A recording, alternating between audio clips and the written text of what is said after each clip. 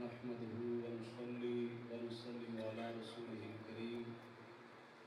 أما بعد فأعوذ بالله من الشيطان الرجيم بسم الله الرحمن الرحيم يا أيها الذين آمنوا اتقوا الله ولتنظر نفس ما قدمت لغد واتقوا الله إن الله خبير بما تعملون صدق الله العظيم۔ تمام حضرات ذوق شوق محبت ادب اور عقیدت کے ساتھ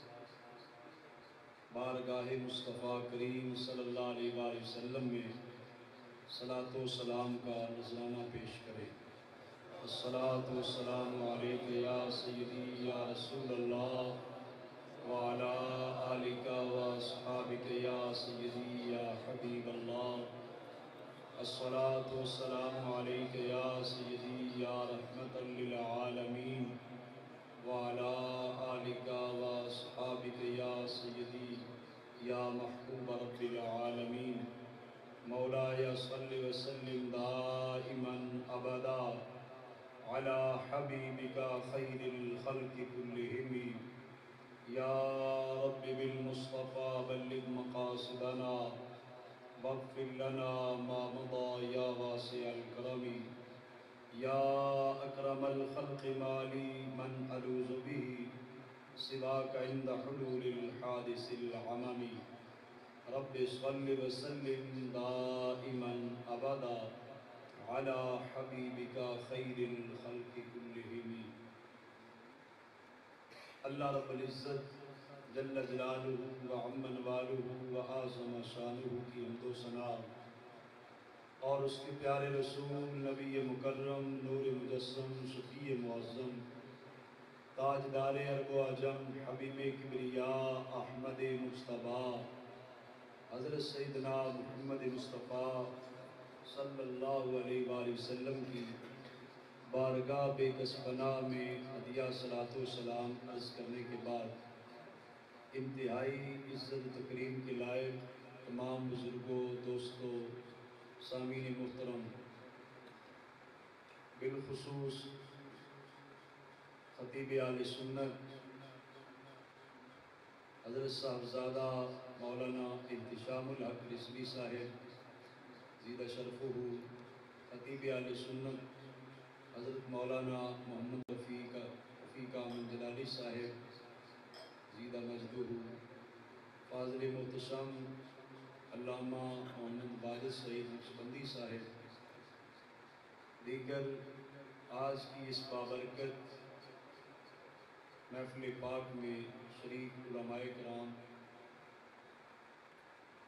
سب سے پہلے آج کے اس پروگرام کے منتظم حضرت صاحبزادہ والا شان فاضل محتشم صاحبزادہ مولانا حسنات احمد صاحب جلالی زیدہ مجدہ، آپ کا شکر گزار ہوں اس بابرکت محفل پاک میں حاضری کی سعادت بخشی۔ رب تعالیٰ کے حضور دعا گو ہوں کہ اللہ تبارک و تعالیٰ اس محفل پاک میں میری اور آپ سب کی حاضری اپنی بارگاہ میں قبول فرمائے۔ اشتہارات کے ذریعے آج کی تقریب کے عنوان کے حوالے سے آپ آگاہ ہو چکے ہوں گے۔ استقبال رمضان اور فکر آخرت کانفرنس کے عنوان سے یہ پروگرام انعقاد پذیر ہے۔ یقیناً اس پروگرام کے عنوان سے ہمیں یہ بات بڑی آسانی سے سمجھ آ رہی ہے، یہ پروگرام کوئی روایتی جلسہ نہیں ہے، یہ خالصتاً ایک فکری اور تربیتی پروگرام ہے جس میں ہم نے یہ بات سمجھنی ہے کہ دنیا کی زندگی میں رہتے ہوئے آخرت کی تیاری کیسے کی جا سکتی ہے، دنیا کے معاملات چلاتے ہوئے آخرت کو کیسے بہتر بنایا جا سکتا ہے، اور اس مادی ماحول میں جہاں انسان دنیا کی عیش و عشرت اور لذتوں میں کھو کر مقصد زندگی فراموش کر چکا ہے، اور اس قدر غافل ہو چکا ہے کہ اگر کہیں کسی میت کسی جنازے کے ساتھ بھی چل رہا ہو پھر بھی آپس میں گپ شپ اور ہنسی مذاق جاری ہوتا ہے، اور دیکھا جاتا ہے کہ معاشرے میں ایک گھر میں صف ماتم بچھی ہے، کسی کے فوت ہونے پر اہل خانہ آؤ بکا کر رہے ہیں، رو رہے ہیں، ساتھ دوسرے گھر میں ہی وہ عیش و عشرت کا سامان ہے، لاو لاو کا سامان ہے اور گانے بجائے جا رہے ہیں،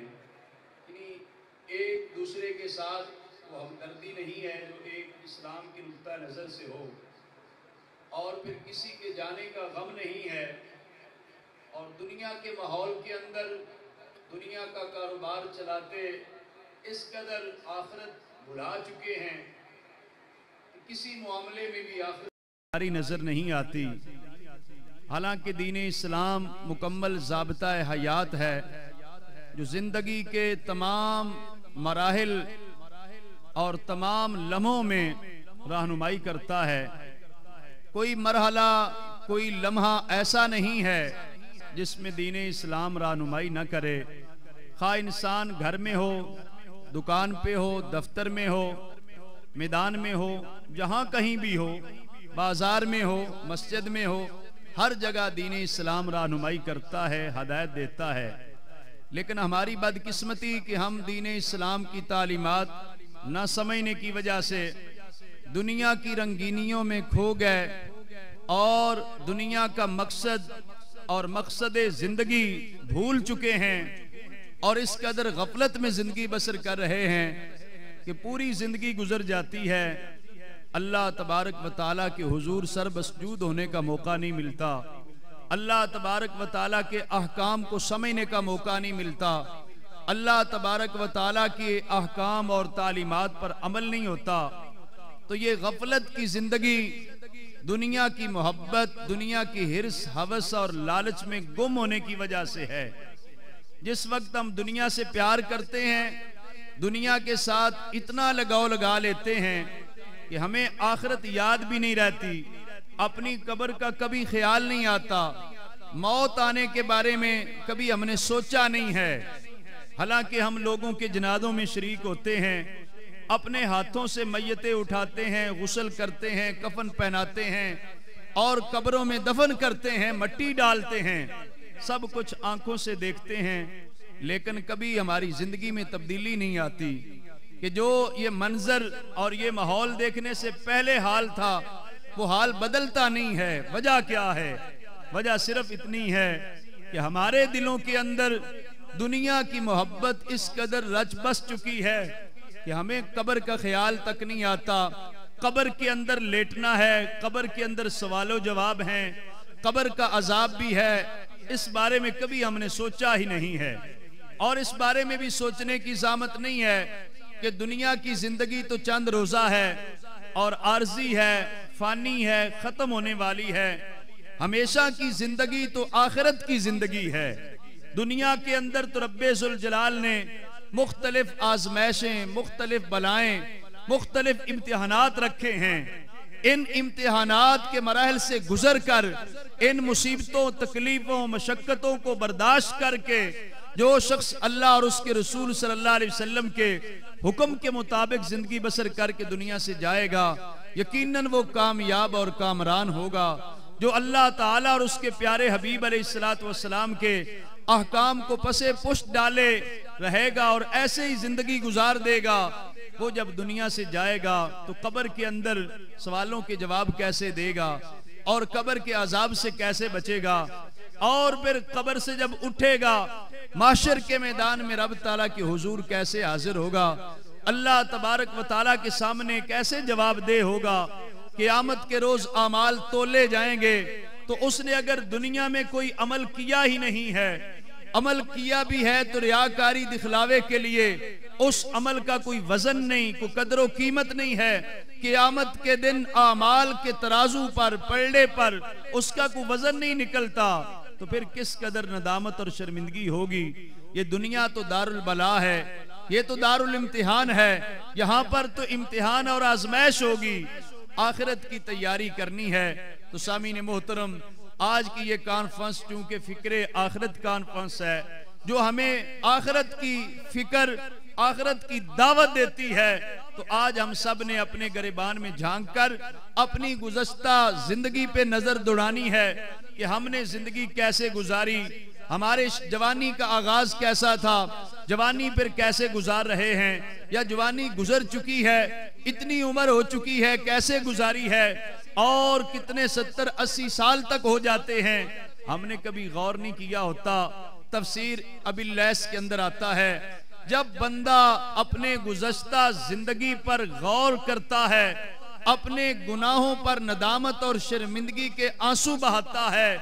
چند لمحوں کے لیے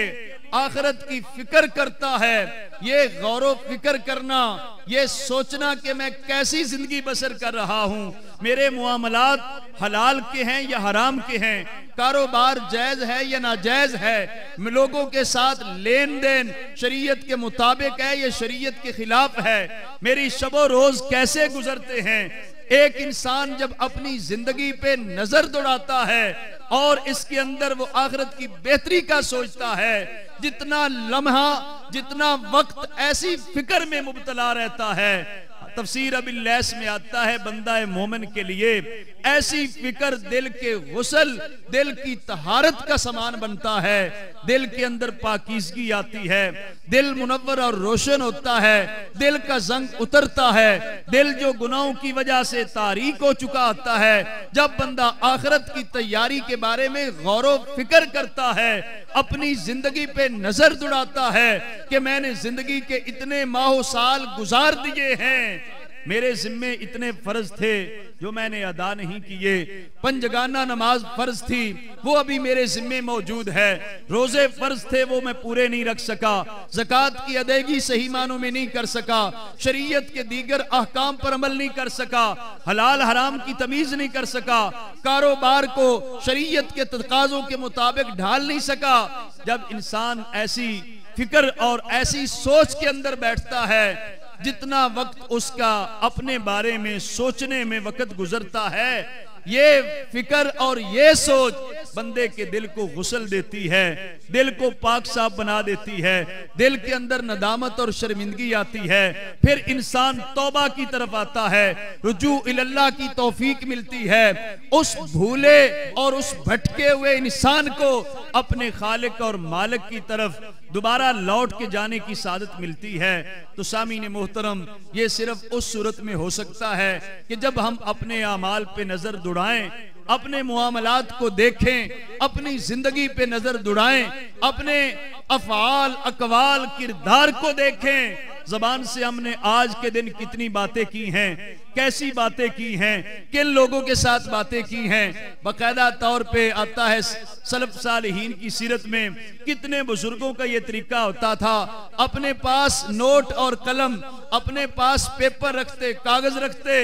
اور قلم رکھتے تھے، جو بات کرتے ایک بار پہلے لکھتے تھے، پھر اس میں غور و فکر کرتے، کیا یہ بات کرنے سے اللہ تعالیٰ کی حق تلفی تو نہیں ہوگی، اللہ کے بندوں کی حق تلفی تو نہیں ہوگی، کسی کو دل آزاری یا کسی کو اذیت اور تکلیف تو نہیں ہوگی، پوری جانچ پڑتال کر کے جب دل مطمئن ہوتا کہ اگر یہ لفظ زبان سے نکالا جائے، یہ جملہ زبان سے نکالا جائے، اس پر حقوق اللہ، حقوق العباد کی کسی قسم کی تلفی نہیں ہوگی، کسی قسم کی حق تلخی نہیں ہوگی، اور انسان جو ہے قیامت کے روز جواب دہ ہو سکے گا، پھر وہ جملہ اور لفظ زبان سے نکالتے تھے۔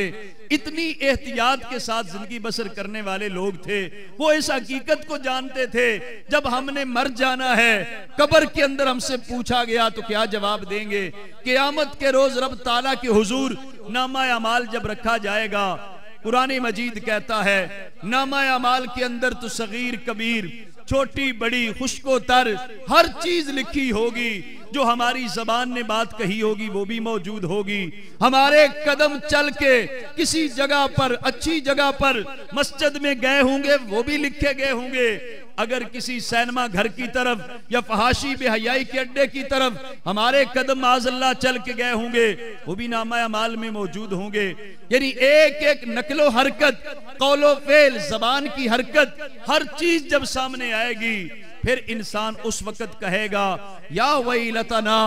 اے کاش یہ کیا ہو گیا، کتنا بڑا ہم پر یہ ظلم ہوتا رہا، ہم نہیں اس ٹائم سمجھتے رہے، ہمیں سمجھ نہیں آئی کہ قرآن مجید کے اندر آتا ہے کہ انسان کہے گا یہ نامہ اعمال جو ہے اس نے تو ہر چیز کھول کے سامنے رکھ دی ہے، میں جو کچھ کہتا تھا، جو کچھ کرتا تھا، جو کچھ دیکھتا تھا، جو کچھ لین دین تھا، سب کا سب میرے سامنے پڑا ہے. اب ایسے وقت میں جب قیامت کا دن ہوگا، اعمال تولے جائیں گے، حساب و کتاب ہو رہا ہوگا، اس وقت تو چونکہ دار العمل کا معاملہ تو ختم ہو جائے گا، عمل کرنے کا مرحلہ تو دنیا کی زندگی میں ہے، عیش و عشرت اور نعمتیں پانے کا مرحلہ آخرت کی زندگی میں ہے. ہم نے اس کا الٹ سمجھ لیا، ہم نے دنیا کے اندر عیش و عشرت اور دنیا کی نعمتیں کھانا، دنیا کی نعمتوں کی لذتیں حاصل کرنا اور دنیاوی عیش و عشرت اور آرام کو دنیا کے اندر اختیار کر لیا ہے، جبکہ یہ دنیا کے اندر اختیار نہیں کرنا،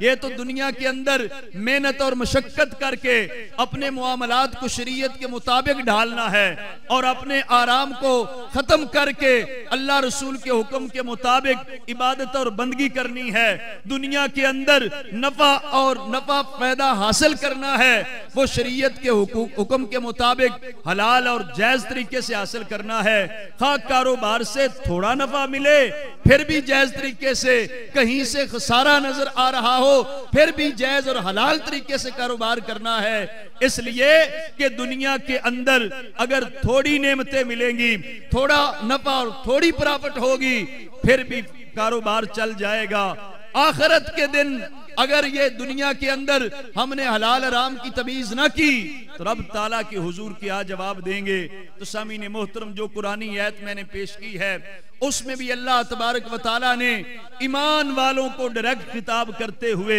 رب ذوالجلال نے 2 بار اپنے سے ڈرنے کا حکم دیا. اتقوا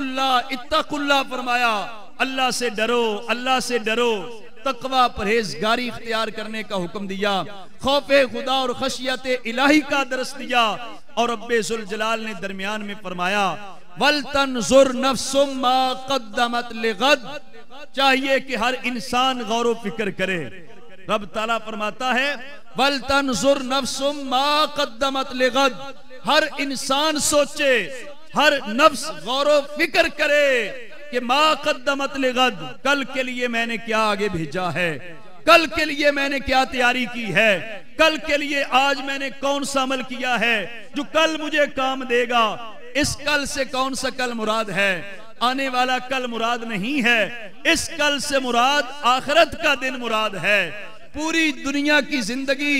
قرآن مجید کی اس آیت کریمہ کی روشنی میں پوری دنیا کی زندگی آج ہے اور آخرت کا دن جو ہے وہ کل ہے. دنیا کی زندگی کے اندر ہم نے کل کے لیے تیاری کرنی ہے کہ کل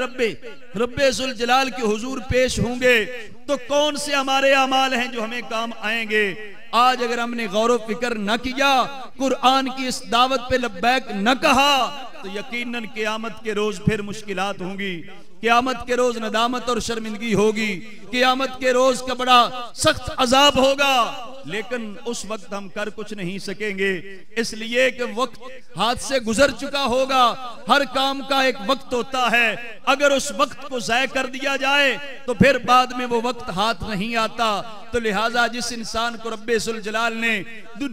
دنیا کی زندگی دی ہے، صحت و سلامتی دی ہے، اسے چاہیے کہ اپنی صحت و سلامتی، اپنی جسمانی قوت اور طاقت جو ہے، اپنی صلاحیتیں اور توانائیاں جو ہیں، وہ اللہ اور اللہ تعالیٰ کے رسول صلی اللہ علیہ وسلم کے حکم کے مطابق گزارے. اور وَلْتَنْظُرْ نَفْسٌ مَا قَدَّمَتْ لِغَدٍ، یہ جو قرآن مجید نے دعوت پیش کی ہے، اس دعوت پہ ہر روز غور و فکر کرے کہ میں نے کل کے لیے کیا تیاری کی ہے. آج کا سارا دن گزر گیا، کتنے میں نے اچھے اعمال کیے ہیں، میرے نامہ اعمال میں فرشتوں نے کیسے اعمال لکھے ہیں، میں نے جھوٹ بولا یہ سچ بولا ہے، زبان سے غیبت کی ہے یہ نہیں کی، زبان کے ساتھ چغل خوری کی ہے یہ نہیں کی، زبان کے ساتھ کسی کو گالی گلوچ تو نہیں دیا، زبان کے ساتھ کوئی ایسی بات تو نہیں کی جس کے ساتھ کسی مسلمان کی دل آزاری ہوتی ہو، کسی مسلمان کو اذیت اور تکلیف پہنچتی ہو۔ اگر ہم نے اپنے ان اعمال کا جائزہ نہ لیا، حساب نہ کیا، تو یقین جانیں ہماری یہ غفلت اور کوتاہی کی زندگی ہمیں اس نتیجے تک پہنچائے گی کہ پھر سوا ندامت اور شرمندگی کے ہمارے پاس کچھ نہیں ہوگا۔ جہنم کا عذاب بڑا سخت عذاب ہے، آگ کا عذاب بڑا سخت عذاب ہے۔ اس سے بچنے کے لیے آج دنیا کی زندگی میں تکلیفیں اٹھا لیں، مشقتیں اٹھا لیں، لیکن اللہ اور اللہ کے رسول کے حکم کے خلاف کوئی کام نہ کریں، شریعت مطہرہ کے احکام کو سمجھیں، شریعت مطہرہ کے احکام کے مطابق زندگی بسر کریں۔ آج اللہ تبارک و تعالیٰ کا ڈر اور خوف خدا اگر دل کے اندر آ گیا، جس کی بدولت انسان اپنے قول، فعل، کردار سب کو دیکھ جانچ کے استعمال کرے اور دیکھے کہ میری زندگی کیسے گزر رہی ہے، عمر کیسے بیت رہی ہے، لوگوں کے ساتھ رہن سہن کیسا ہے، لوگوں کے ساتھ معاملات کیسے ہیں، میری زبان کیسے چلتی ہے، میری صبح و شام کی سرگرمیاں کیا ہیں، کن لوگوں کی مجلس میں جاتا ہوں، یہ ساری چیزوں کا حساب کتاب کرے۔ پنجگانہ نماز اللہ تبارک و تعالیٰ نے فرض کی ہے کہ آج کی میں نے 5 وقت کی نمازیں باجماعت ادا کی ہیں یا کہ نہیں، اور آج کے دن میں نے قرآن مجید کی تلاوت کی ہے یا نہیں، نبی کریم صلی اللہ علیہ وسلم کی بارگاہ میں درود و سلام پیش کیا ہے یا کہ نہیں، یہ ساری چیزیں ہمیں دیکھنا ہے۔ اپنے پڑوسیوں کے ساتھ کیسے ہم حسن سلوک سے پیش آتے ہیں، بڑوں کا احترام کتنے لوگوں کا کیا، چھوٹوں پہ شفقت کتنی کی ہے، کتنے لوگوں کو آج ہم نے خوش رکھا ہے، کتنے لوگوں کے حقوق ہم نے ادا کیے ہیں، یہ ساری چیزوں کا حساب کتاب اگر ہم کریں گے، اسی کی دعوت قرآن مجید پیش کرتا ہے۔ تو سامعین محترم، اللہ تبارک و تعالیٰ نے اس آیت کریمہ کے آغاز میں بھی ایمان والوں کو دعوت دیتے کہا اتقوا اللہ، اللہ سے ڈرو، پھر درمیان میں یہ دعوت دی وَلْتَنْظُرْ نَفْسٌ مَا قَدَّمَتْ لِغَدٍ، ہر انسان سوچے، غور و فکر کرے کہ کل کے لیے میں نے کیا آگے بھیجا ہے۔ پھر فرمایا وَاتَّقُوا اللَّهَ، اللہ سے ڈرو، إِنَّ اللَّهَ خَبِيرٌ بِمَا تَعْمَلُونَ، آخر میں ساتھ یہ فرما دیا بے شک اللہ تبارک و تعالی تمہارے سارے اعمال کی خبر رکھتا ہے، جو بھی عمل کرتے ہو ہر عمل کی خبر اللہ تبارک و تعالیٰ کو ہے۔ تمہاری کوئی حرکت، تمہارا کوئی قول، کوئی فعل، کوئی خیال، کوئی سوچ ایسی نہیں ہے جو اللہ تبارک و تعالیٰ سے مخفی اور پوشیدہ ہو۔ جب بندے کو یہ یقین ہو جائے اور بندہ مومن کو قرآن مجید کے صحت کی روشنی میں یقین محکم ہونا چاہیے کہ میری ہر حرکت کو اللہ تعالیٰ دیکھ رہا